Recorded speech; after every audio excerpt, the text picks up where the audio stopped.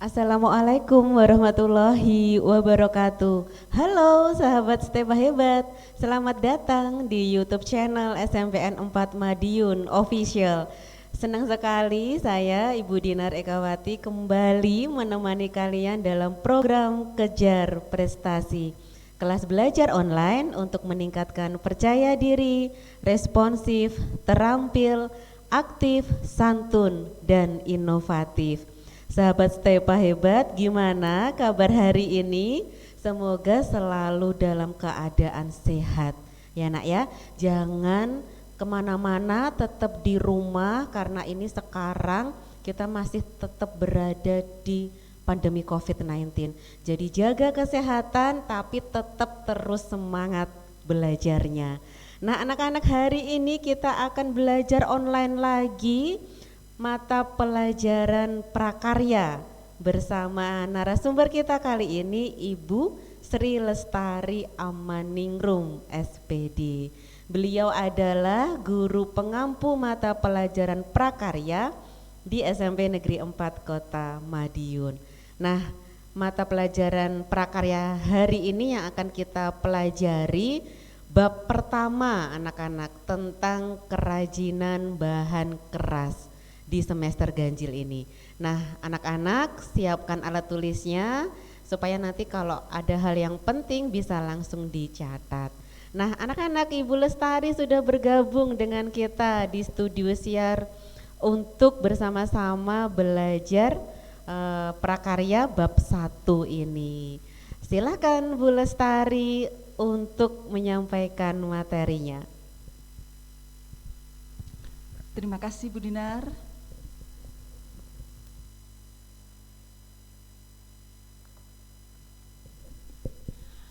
Halo Stepa Hebat, kembali lagi kita bertemu dengan Bu Lestari ya untuk belajar daring.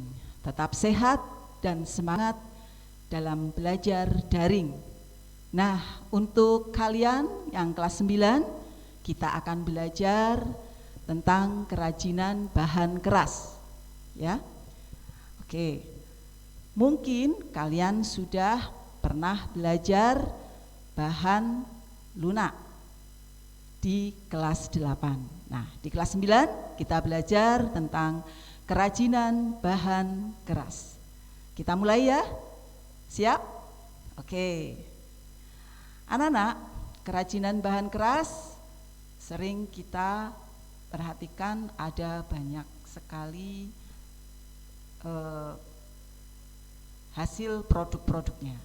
Tetapi sebelum menginjak kepada apa itu bahan keras, kita terlebih dahulu mempelajari apa yang akan kita ketahui. Yang pertama, kita akan mengetahui tentang definisi dari kerajinan bahan keras alam dan buatan. Yang kedua, prinsip kerajinan bahan keras alam dan buatan.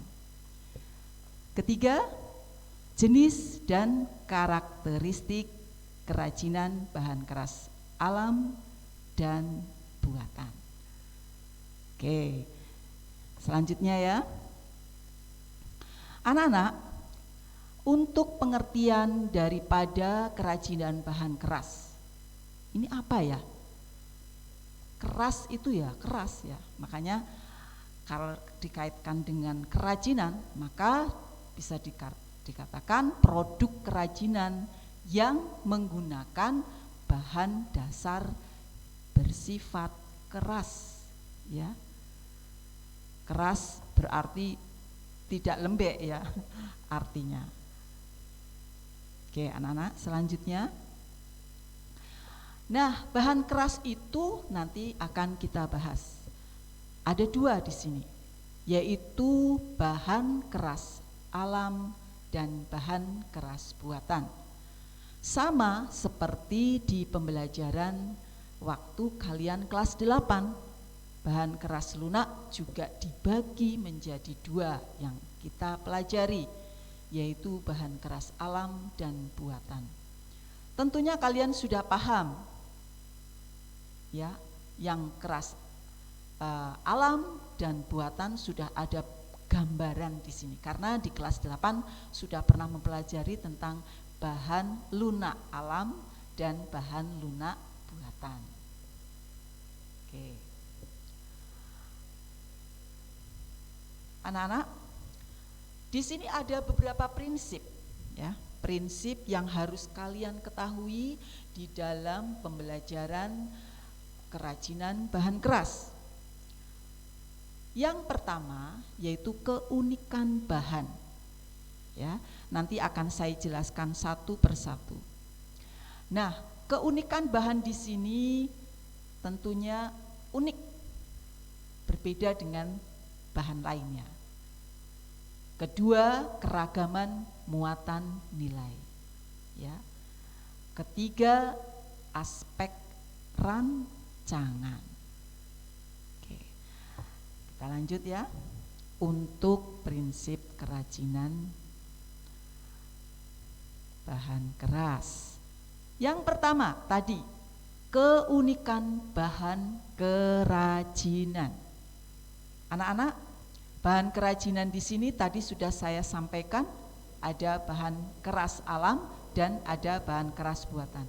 Di sini ada keunikan bahan keras daripada bahan yang akan kita olah. Anak-anak, yang dimaksud dengan keunikan di sini tentu saja setiap bahan dasar daripada produk kerajinan memiliki bahan yang berbeda-beda. Kalian tahu bahan organik atau bahan alam ya berbeda dengan bahan buatan.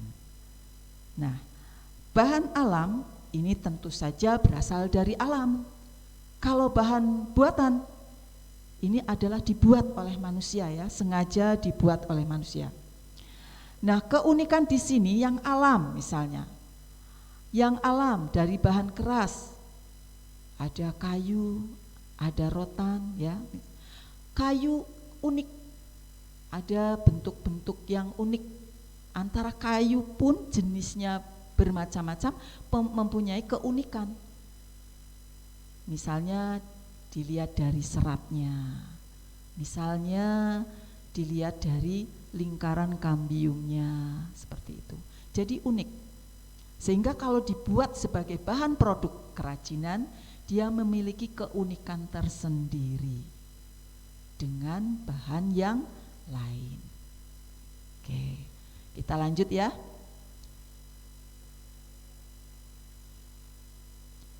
Yang kedua, itu keragaman muatan nilai dalam produk kerajinan. Anak-anak, di dalam proses pembuatan sebuah produk kerajinan itu tidak terlepas dari salah satu unsur yang sangat penting. Ada beberapa pertimbangan yang harus kita lakukan saat membuat kerajinan. Yang pertama, produk dengan nilai fungsional. Ya, kita akan membuat produk kerajinan memiliki fungsi tersendiri. Misalnya, ada di sini saya contohkan keranjang, ya kan? Ini ada keranjang yang dari rotan. Tentu saja memiliki fungsi sebagai tempat atau wadah, bisa jadi tempat cucian, ya, bisa jadi mungkin untuk buku yang akan kita bawa, ada banyak fungsi. Ini sebenarnya sebagai tempat, fungsinya sebagai wadah atau tempat. Ya, ada juga di sebelahnya ini kayak ada pin, ya. Nah, juga memiliki fungsi tersendiri dan seterusnya. Kemudian produk dengan nilai informatif, berarti memberikan informasi produk ini apa, ya. Nah, contohnya di sini ada apa ya, medali atau apa ini yang di sebelah keranjang rotan. Ini informatif. Maksudnya di sini ada bila yang memakai atau yang dikalungkan, ini ini sudah lulus misalnya. Biasanya kalau ada wisuda, biasanya kalau anak-anak kelas 9 ada wisuda ya. Kalau kelulusan itu dikalungkan. Ada kalung pengalungan, pin yang dikalungkan. Ini lulus ya, lulus dari SMP Negeri 4 tahun berapa, seperti itu. Informatif, berbeda-beda ya. Mungkin adiknya kalian yang di kelas 8 besok di kelas 9 sudah beda lagi ya, di situ tahunnya sudah berbeda dan seterusnya. Informatif ya. Kemudian ada lagi produk dengan nilai simbolik ya. Simbolik di sini menunjukkan simbol. Contohnya di sini ada wayang ya. Wayang tentu saja adanya di Jawa ya, yang wayang kulit. Kalau wayang golek ada juga dari Jawa Barat. Wayang kulit di sini memiliki simbol-simbol tertentu. Misalnya ini ada Kresna, Werkudara misalnya. Ini memiliki simbol-simbol tertentu. Ada yang memiliki simbol dia adalah orang yang baik, tidak baik, dan ada juga simbol bisa dikatakan memiliki ciri khas tertentu. Misalnya Werkudara ya, orangnya besar gitu. Jadi Werkudara itu yang punya sayap ya. Ada sayapnya seperti itu misalnya. Kemudian produk dengan nilai prestise. Prestise di sini adalah kewibawaan. Jadi kalau orang yang memakai produk daripada kerajinan tadi memiliki wibawa kalau menggunakan atau memakai daripada produk tersebut. Yang saya contohkan di sini pada gambar adalah tas dari kulit, ya, tas kulit, sepatu kulit, istilahnya bisa kalau zaman sekarang produk-produk branded gitu ya.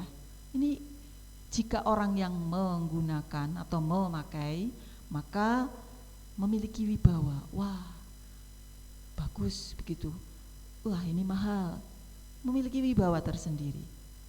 Paham ya anak-anak ya? Oke, kita lanjutkan ya. Nah, sekarang yang ketiga, aspek rancangan dalam produk kerajinan. Anak-anak, dalam proses pembuatan sebuah produk kerajinan itu tidak terlepas dari salah satu unsur yang sangat penting juga untuk melakukan pertimbangan dalam berbagai hal. Karena di dalam merancang suatu produk kerajinan harus dipertimbangkan betul ya. Rancangan desainnya bagaimana, fungsinya untuk apa, detailnya bagaimana, untuk membuatnya dengan teknik bagaimana, misalnya seperti itu, dipertimbangkan. Karena bahan yang satu dengan yang lain pun juga menggunakan teknik, kemudian fungsi yang nantinya akan diolah menjadi produk-produk tertentu. Nah, tadi berdasarkan pertimbangan ya, jadi membuat rancangan produk itu harus benar-benar dipertimbangkan. Karena apa? Dalam merancang suatu produk kerajinan akan melibatkan berbagai aspek. Tadi sudah saya sebut di atas ya, aspek misalnya dalam teknologinya. Teknologi itu teknik dalam pembuatan. Apakah mau diukir, apakah mau dilukis, apakah mau di bor, atau apakah mau di warna bagaimana, itu ada teknik-tekniknya. Serta mengandung tanggung jawab terhadap budaya bangsa Indonesia. Kenapa demikian? Karena kita tinggal di wilayah Indonesia, anak-anak. Setiap wilayah Indonesia yang memiliki beraneka macam budaya tentu memiliki teknik, kemudian bahan dasar, kemudian berkaitan dengan budaya setempat. Ini berkaitan anak-anak. Jadi di sini orang membuat produk kerajinan ini memiliki tanggung jawab anak-anak. Produknya untuk siapa? Ya, budaya bangsa Indonesia. Kalian pasti tahu ya, produk kerajinan dari Indonesia itu banyak sekali anak-anak. Pernik-perniknya banyak. Kalau kalian melihat di Malioboro setiap saat berganti ya, produk yang sedang in apa nanti ganti lagi seperti ini. Oke, jadi aspek rancangan dalam produk kerajinan. Oke, anak-anak, untuk selanjutnya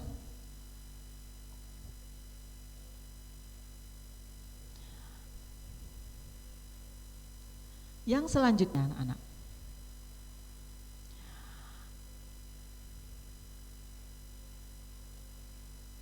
Nah, di sini ada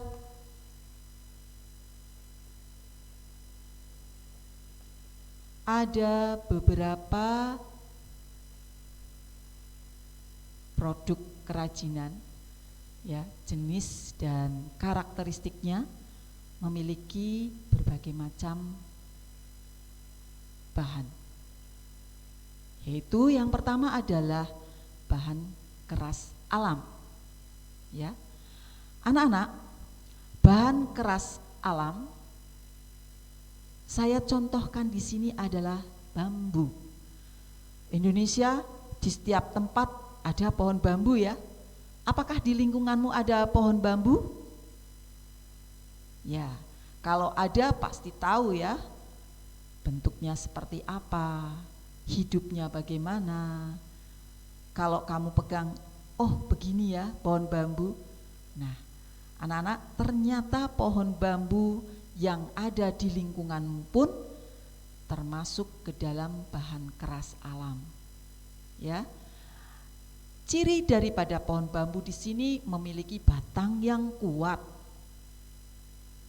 Ya, batangnya kuat anak-anak. Hanya saja kelemahannya itu bisa terjadi pelapukan jika terkena air terus-menerus. Ya, jika kena air terus-menerus dia akan mengalami pelapukan sehingga akan mengalami kerusakan, keropos. Ya, oleh karena itu pohon bambu ini bisa kita gunakan.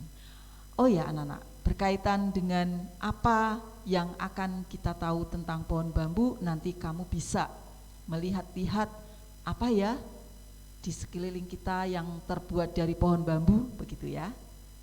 Oke. Selanjutnya adalah cirinya yang lain, memiliki rongga.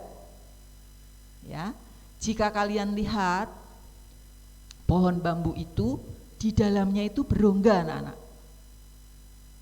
Rongga ini sebenarnya sangat fungsional ya, bisa dibuat untuk wadah dalam kerajinan.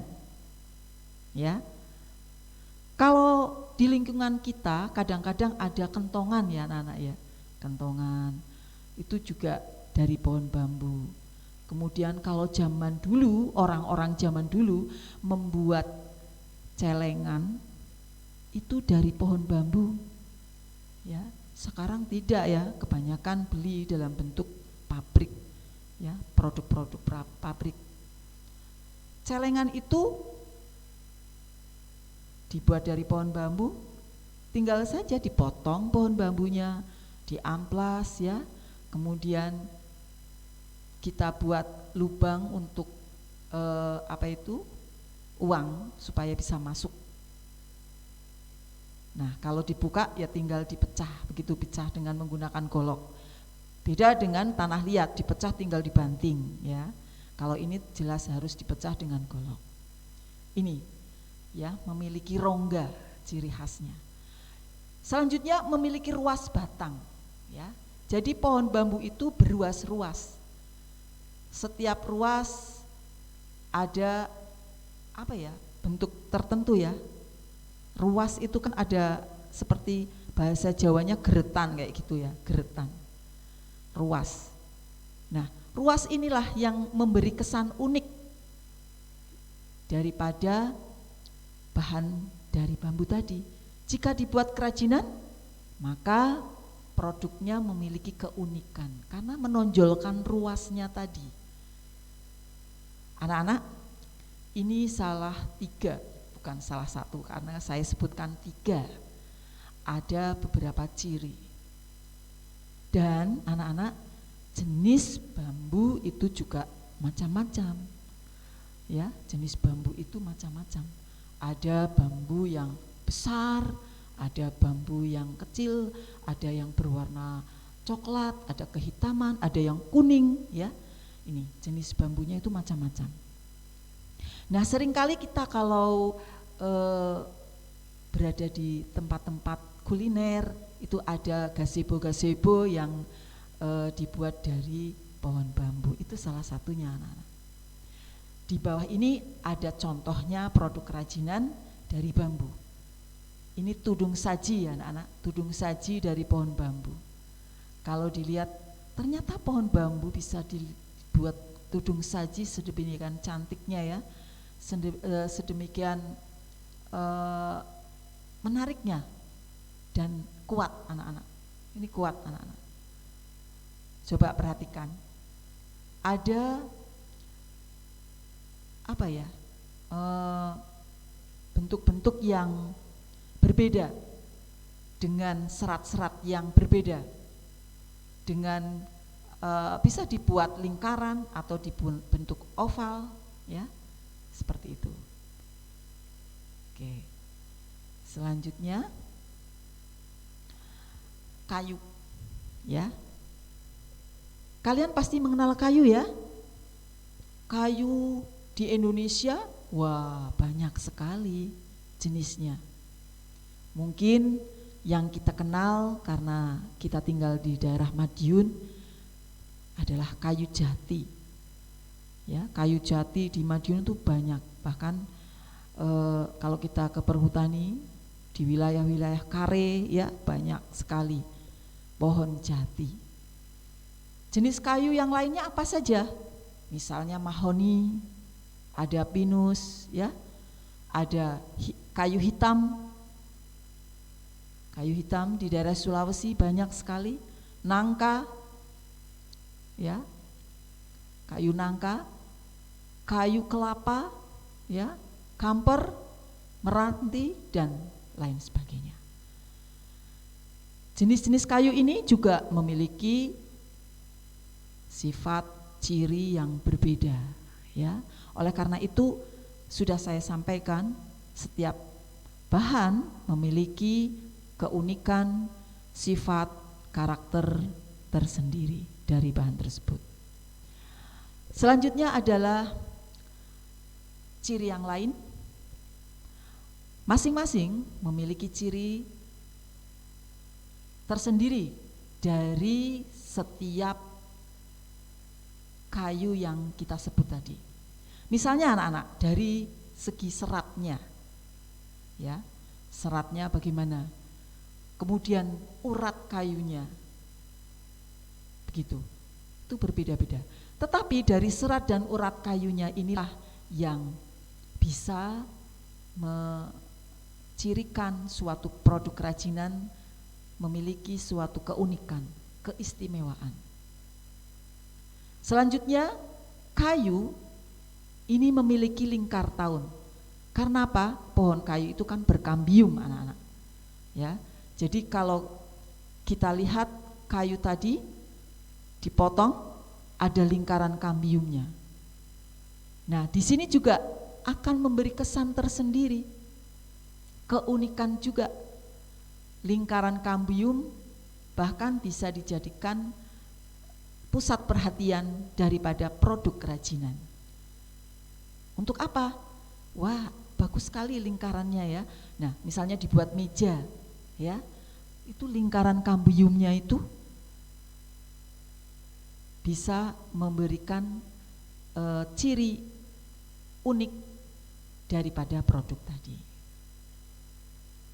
Selanjutnya adalah kayu itu bersifat tahan lama dan bisa dibentuk dalam bentuk ukiran.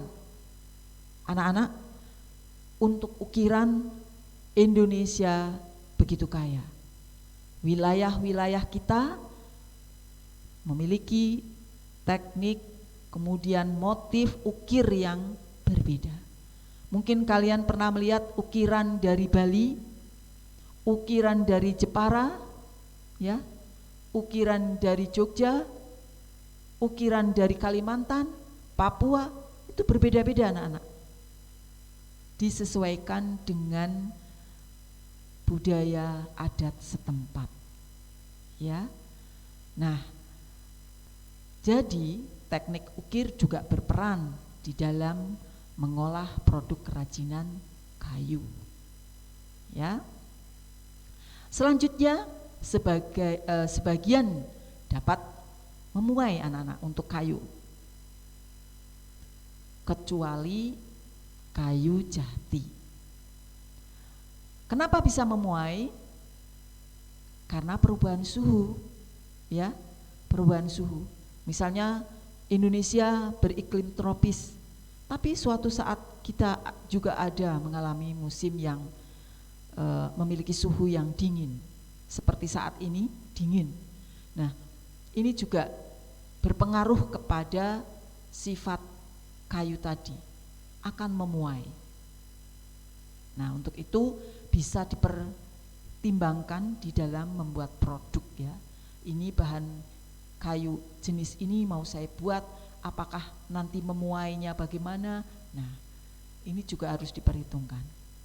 Nah, di sini ada saya beri contoh. Sebenarnya banyak sekali ya produk-produk kayu. Ini ada produk kayu dibuat untuk kaca, ya, kaca untuk kita berkaca. Di sini bingkainya dari kayu. Atau bisa jadi kayu-kayu tadi kita potong kecil-kecil, kemudian kita dengan ukuran yang sama, kemudian kita gabung-gabungkan membentuk sebuah bentuk benda yang pipih begitu ya. Bisa dibuat meja, bisa dibuat kursi, atau mungkin bingkai daripada kaca, atau mungkin bisa dibuat dalam bentuk kerajinan seperti motor moge, ya. Pernah melihat ya? Kalau di Jawa banyak, seperti di Malioboro, kembali ke Malioboro itu juga ada. Jadi produk kayu yang dibuat mobil-mobil tiruan, kemudian motor gede yang dibuat tiruan dari kayu, ya. Atau mungkin bisa jadi dibuat produk kerajinan seperti ukiran-ukiran, ya, ukiran-ukiran yang dibuat untuk pintu depan rumah, ya, dan seterusnya. Nah, saya pernah melihat juga ada kayu yang dibuat bentuk hewan, seperti hewan itik, burung, seperti itu. Ini juga termasuk. Biasanya produk-produk ini dipasang ya di tempat-tempat tertentu untuk pengganti daripada burung aslinya. Ya. Misalnya di pojok-pojok taman atau apa seperti itu. Oke. Sampai di sini ya, paham ya? Kita lanjut. Rotan. Ya, ini bahan keras alam. Yang kedua adalah rotan. Cirinya adalah batang kuat. Kalau tadi bambu juga kuat, tapi rotan itu lebih kuat lagi, ya, lebih kokoh lagi. Nah, rotan ini memiliki ruas juga. Dalam batang-batangnya memiliki ruas. Namun lebih samar, berbeda dengan bambu. Terlihat nyata, ya. Kalau bambu terlihat nyata. Tapi kalau rotan itu samar anak-anak. sepertinya kayak tidak ada, apalagi kalau di amplas. Ini seperti tidak ada batasan ruas-ruasnya. Teksturnya, ya, tekstur batangnya itu halus anak-anak. Meskipun tidak di amplas pun sudah halus. Tapi biasanya produk di amplas lebih nambah bagus lagi. Selanjutnya adalah dapat dipotong. Jadi bisa dipotong dengan bentuk sayatan atau bisa dipotong dalam bentuk utuh. Tergantung nanti kita mau membuat produk kerajinannya mau dibentuk yang bagaimana. Nah, kalau misalnya dibentuk sayatan, contohnya ada pada gambar di samping, misalnya kita membuat keranjang, ya, ini dibentuk sayatan. Kalau dalam bentuk utuh tidak mungkin kita membuatnya karena bersifat kokoh keras, ya. Kalau sayatan bisa lentur, agak lentur, ya, jadi bisa dijalin begitu, ya. Oke, nah anak-anak, rotan banyak kita jumpai di wilayah Kalimantan, ya. Nah ternyata rotan itu panjangnya bisa mencapai 10 meter karena hidupnya itu menjalar anak-anak, melilit, ya. Oleh karena itu rotan itu memang di hutan-hutan itu banyak di Kalimantan.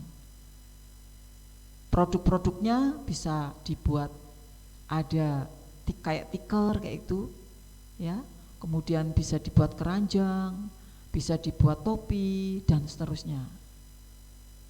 Oke, ada yang kurang jelas nanti kita ulangi lagi, ya, kalian ulangi lagi daripada materi ini.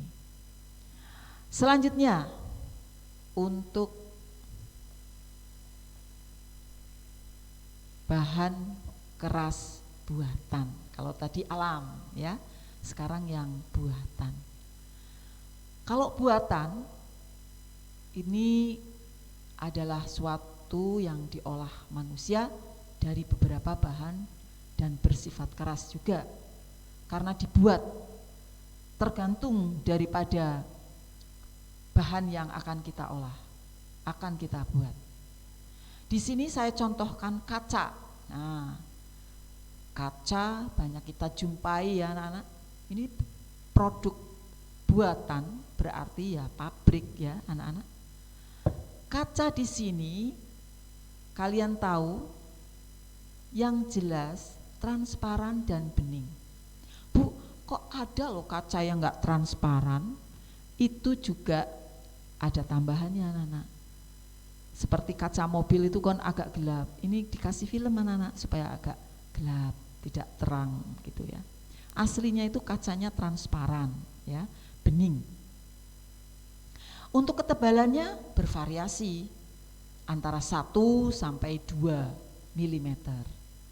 Nah, ini juga tergantung kebutuhan kalau kalian mau membuat produk kerajinan dari kaca. Permukaannya licin anak-anak dan mengkilap. Nah, ini kalau dilukis bisa anak-anak menggunakan cat khusus yang dapat menempel pada permukaan kaca. Mungkin kalian pernah melihat, ya, di rumah-rumah ada kaca rumah itu ada yang bermotif. Nah, itu dilukis anak-anak, ya. Nah, ciri yang lain apa? Kaca dapat dilebur dan dibentuk dalam kondisi panas. Wah, ternyata, ya, kaca bisa dilebur dan dibentuk dalam kondisi panas. Nah, pemanasannya tentu dengan suhu yang tinggi, ya. Tapi memang kaca itu memiliki ciri yang lain, mudah pecah, ya, mudah pecah. Oleh karena itu produk ini benar-benar perlu kehati-hatian di dalam membuatnya. Oke. Selanjutnya yang kedua, produk bahan keras buatan yang kedua adalah logam. Anak-anak kalian tahu, ya, logam. logam itu macam-macam ya. Ada yang saya cantumkan di sini, ada perak, ada emas yang dibuat kerajinan. Nah, logam juga memiliki ciri ya, bentuknya tebal, ada yang tipis, ada yang pipih, dan ada juga tipis dan ringan, tipis tapi ringan ya. Nah, logam ini bisa mengalami korosi oleh udara ya, artinya bisa berkarat, artinya bisa rusak, maka kadang dilapisi oleh krom ya. Anak-anak, mungkin kalian pernah jalan-jalan di tempat-tempat produk-produk kerajinan logam. Misalnya ini perak ya. Perak di sini ada, kita lihat di, kalau di Jogja ada juga sih, sentra industri perak ya. Perak ada yang perak bakar, ada yang tidak. Nah, bisa dibuat untuk produk kerajinan seperti aksesoris dari perak, dibuat kalung ya, cincin, atau dibuat benda-benda teko seperti yang saya contohkan di sini. Ini kayak Aladin ya, tempat apa ya, teko tapi kayak Aladin, jadi unik ya bentuknya. Bahkan kalau dibuat dalam bentuk yang saya contohkan di sini, ini memiliki nilai jual yang sangat tinggi anak-anak, di samping memiliki nilai estetis yang tinggi pula ya. Bisa jadi dibuat dalam bentuk kap lampu ya, macam-macam anak-anak logam. Lah, kalau emas lain lagi. Emas memang termasuk logam yang sangat mahal karena disebut juga sebagai logam mulia. Untuk itu emas memang dibutuhkan seorang ahli di dalam membuat produknya. Misalnya dibuat aksesoris. Kalian pernah melihat jam emas? Wah, ya kan? Misalnya perhiasan dari emas. Nah, itu detailnya, kemudian bentuknya itu sangat detail sekali ya. Kecil, halus begitu ya. Nah, ini ahli, harus memiliki orang yang ahli. Oleh karena itu, tidak sembarang orang membuat produk kerajinan logam, karena dibutuhkan suatu keahlian tersendiri. Nah, anak-anak, sampai di sini ada yang kurang jelas atau sudah jelas? Wah, ternyata materi kita sudah selesai. Mungkin di antara kalian ada yang bertanya-tanya belum jelas, bisa kalian bertanya langsung ke saya via WA saya atau bisa telepon saya. Anak-anak Stepa Hebat tentu tidak hanya belajar dari materi yang saya sampaikan, bisa kalian belajar dari mana saja, dari buku literasi mana saja, dari YouTube mana saja, silakan, banyak anak-anak. Oke, sampai di sini dulu anak-anak. Saya rasa materi saya akhiri. Semoga kalian tetap selalu sehat, semangat, dan sukses untuk kalian. Stepa Hebat. Terima kasih. Assalamualaikum.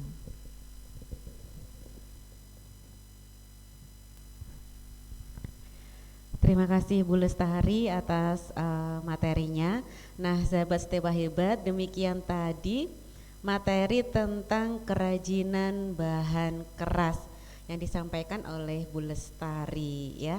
Nah, semoga materi yang disampaikan bermanfaat untuk kalian semua dan kalian bisa memahaminya. Nah, jika kalian ada kesulitan, tadi Bu Lestari juga sudah menyampaikan beliau siap sedia untuk menerima keluhan lewat WA ya, karena selama ini kan kita masih daring ya anak-anak ya.